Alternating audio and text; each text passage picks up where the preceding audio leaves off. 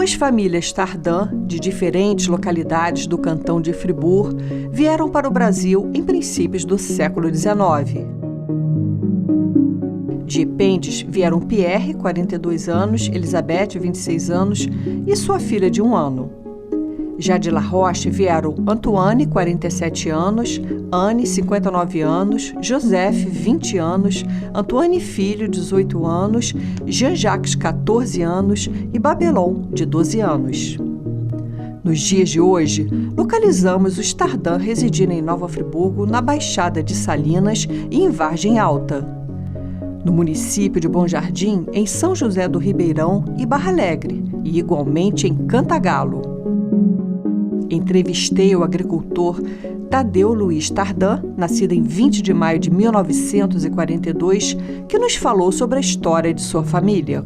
Seu Tadeu, o que o senhor sabe sobre a história da família dos Tardin em Nova Friburgo?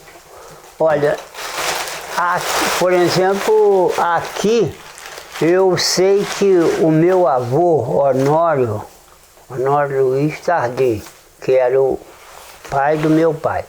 Ele foi um homem aqui que ele, naquele tempo que isso aqui não tinha estrada, não tinha... Ele era a pessoa que acolhia essas pessoas que não tinham, assim, hoje é tudo fácil, você tem aonde comer, você tem aonde dormir, qualquer lugar que... Mas naquele tempo não era assim, Então na casa dele, quem chegasse lá, que não tivesse para onde ir, ele colocava aquela pessoa, dava um serviço, dava um dinheiro. A maioria de muita gente se encostava ali para poder ter o que comer, porque hoje, naquele tempo, dizem, que eu já sou de outra época para cá, mas que naquele tempo era bem mais difícil do que é hoje, apesar de tudo, porque hoje você sai aqui, arranja uma coisa ali, outra lá, mas naquele tempo era ele aqui, ali na Salina eram os Brantes, lá embaixo eram os Mendes, no São Lourenço era o seu Osório Schwenk. Então era um lugar que o pessoal precisava de uma coisa, precisava de um açúcar, não tinha onde comer, muita hora não podia ir comprar, tinha que ir lá nas casas dele, lá eles arrumavam aquilo. Tudo era muito dividia, distante, né? Tudo distante. Então ele sempre, o meu avô sempre teve muita gente na casa dele, trabalhando. Assim, ele trabalhava com muita gente, fazia muita lavoura, comprava dos outros também, quem fazia que não tinha a ver condição de ir, porque hoje você vai no Ceasa, hoje o caminhão vem aqui, põe, o carro vem, põe. Naquele tempo você tinha que pegar as coisas daqui, levar para Friburgo, botava em cima de um burro e levar lá em Friburgo. Certo. Então, deixa eu perguntar, o seu avô, seu Honório, plantava o que nessa época? Naquele tempo aqui dizem, quando eu já estava se formando, já era mudado, mas naquele tempo era batata inglesa, feijão de vara, milho, batata doce, essas coisas que usavam aqui. Então, outro negócio, você não tinha um arroz, fazia uma canjica daquele, tinha milho branco, tinha milho vermelho, então o pessoal se virava com aquilo. Outra coisa, ninguém, assim, na venda era muito difícil ir comprar uma coisa na venda, porque ninguém tinha, dizem que ninguém tinha dinheiro, aquilo era praticamente aquele negócio trocado, aquilo, se tu tinha uma galinha, ela trocava por um quilo de açúcar ou dois, que eu não sei como é. Na venda, ou com outras pessoas que às vezes tinha aquilo, no caso do meu avô, ele não tinha venda, não tinha armazém, mas ele tinha na casa dele sempre tudo que fosse preciso para 1 ou para 10 famílias ele tinha, porque ele era um homem que sempre trabalhou, sempre tinha o que chama de fartura em casa, que tinha rapadura, tinha açúcar batido, tinha açúcar de branco, tinha, enfim, tudo essas coisas ele tinha em casa para quando você chegasse que não tivesse, não, mas tem aqui, você leva. Aí o senhor estava falando que ele tinha a plantação dele, mas ele também pegava a plantação de outros comprava e levava nas tropas. Levava nas tropas. Eu ainda fui, quando bem garoto, ali naquela rua, como chama aquela rua? O Ernesto Tessarolo, ali no Paissandu.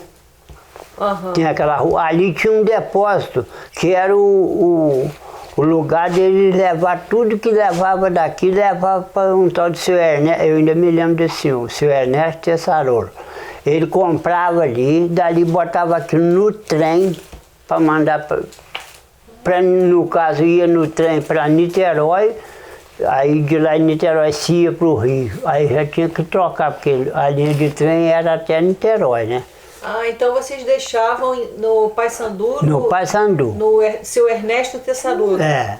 Agora, qual era o caminho da tropa? Saindo a propriedade do seu avô é onde... É aqui onde nós estamos hoje aqui. Exatamente. Sendo que hoje ela está dividida em bastante gente, Naquele tempo era só dele. Então ele, no caso, tinha 5, 6 filhos. Sendo que tinha 3 homens e 3 mulheres. Seu pai era um dos filhos? Meu pai era o mais velho, dos homens era o mais velho. Tinha uma irmã de papai que era mais velha, que não morava aqui. Ela casou com outra pessoa, que por sinal também era meu tio, que era irmão da minha mãe. Então, ela não morava aqui. Então morava aqui, morava papai, Antônio Tardem, Mário Tardem, que era irmão, e Luiz. Luiz morreu com 47 anos, morreu novo. E tinha Luzia, Malvina, essas ainda estão vivas, da família só tem, mas uma está com 92 ou 93 anos e a outra com 87. Ainda tem as duas, sendo que nessa propriedade aqui não mora nenhuma delas. Luzia mora em Friburgo. Aí o senhor ficou com essa propriedade. O senhor lembra qual era o caminho da tropa? Lembro e sei. O senhor pode me traçar como é que era, como é que fazia essa... Quantas mulas tinham numa tropa? 8. Uma tropa de... Podia ter mais ou menos, mas o formato para ter é quase como se fosse um time de futebol. Tinha que ser 8 animais de carga, né? Aí eles saíam daqui, passava aqui pela Salina, não passa nessa estrada. Ia sair na Floresta Mendes. Saía lá, entrava por aqui, era atalho, sem estrada, era aquele trilho de burro. Daqui saía lá na Floresta Mendes.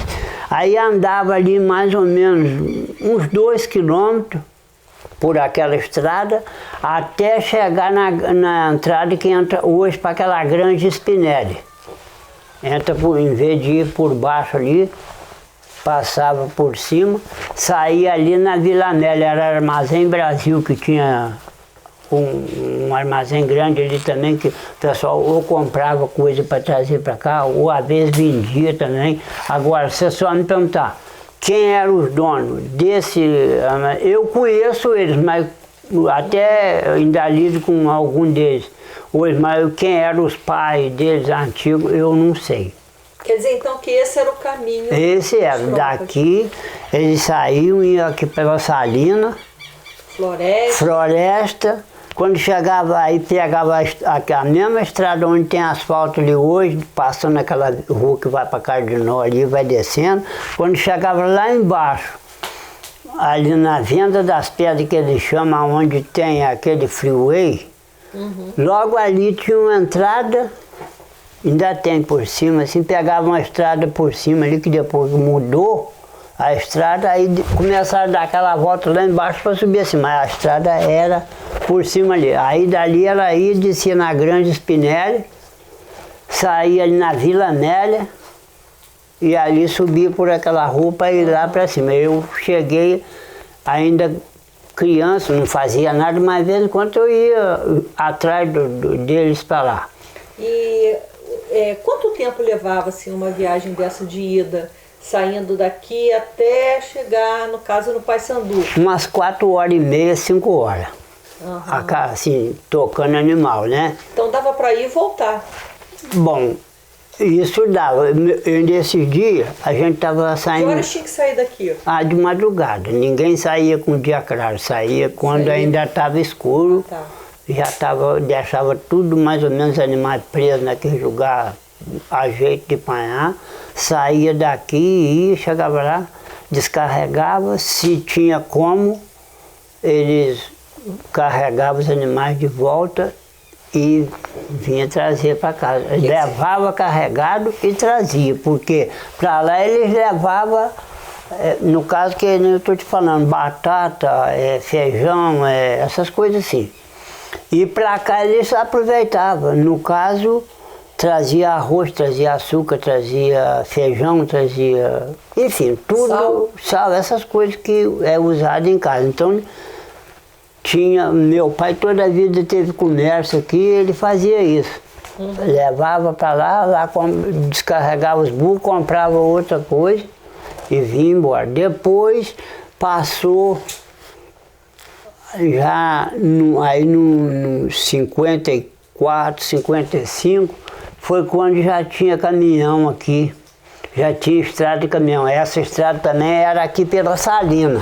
Passava pelo alto da Salina, o mesmo trajeto, sendo que já com estrada para carro, para caminhão, para essas coisas. Estrada...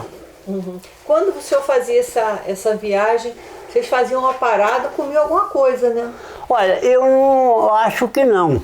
Aquilo era assim, você levava alguma coisa para ir andando e comendo, porque não podia parar os burros, né? O burro tá com peso nas costas, tinha que ir andando. Que você aí levava um pão, levava uma mortandela, levava às vezes uma garrafa, qualquer uma coisa que não fosse café, porque se fosse levar um café, ele esfriava. Hoje você tem essas garrafas térmicas, naquele tempo não se falava nisso, né? Então não podia fazer parada? Parada não, uma parada era aqui, quando saía e quando chegava lá. O burro não tinha que comer, não? O burro não. O burro comia de noite quando chegava lá. Eles compravam milho, já tinha aquele lugar, botavam milho e tornavam botar ele de volta para trás. Tá certo. Às vezes ficava lá.